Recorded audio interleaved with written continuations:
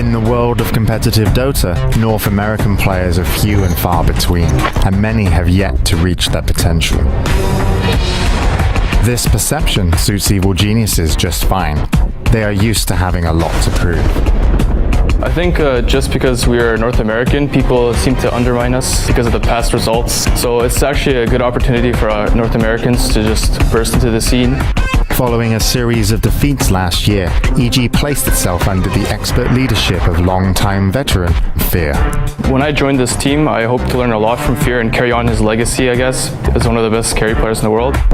I started out playing in SSD with my captain PBD. We met up with RTC and Universe primarily. I guess they liked how we played.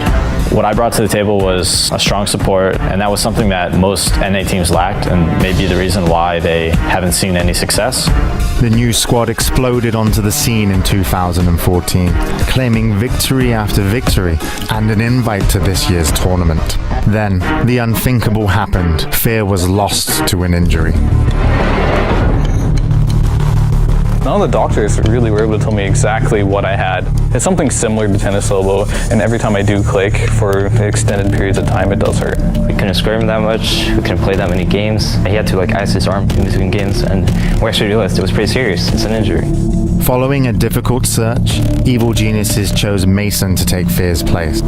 We found Mason when he was playing with us in NEL games and stuff like that. He just started ringing when Fear couldn't play for us, and he fit the team, so.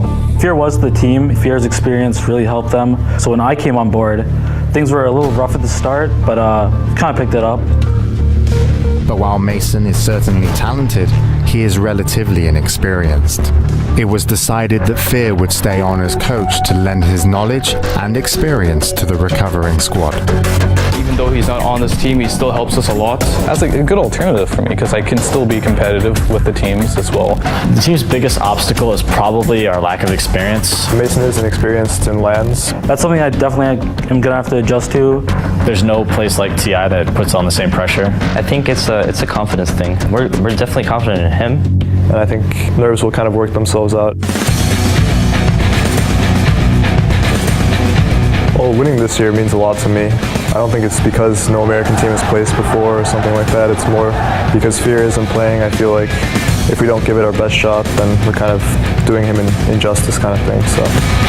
The new roster picked up where the old left off, continuing the winning streak and even defeating several teams that they could face at the International.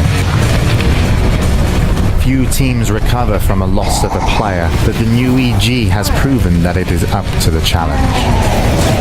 Going into TI, I think that we are probably one of the best 3 teams in the world. We're kind of like the new American generation, I guess. This international will definitely be the year for EG.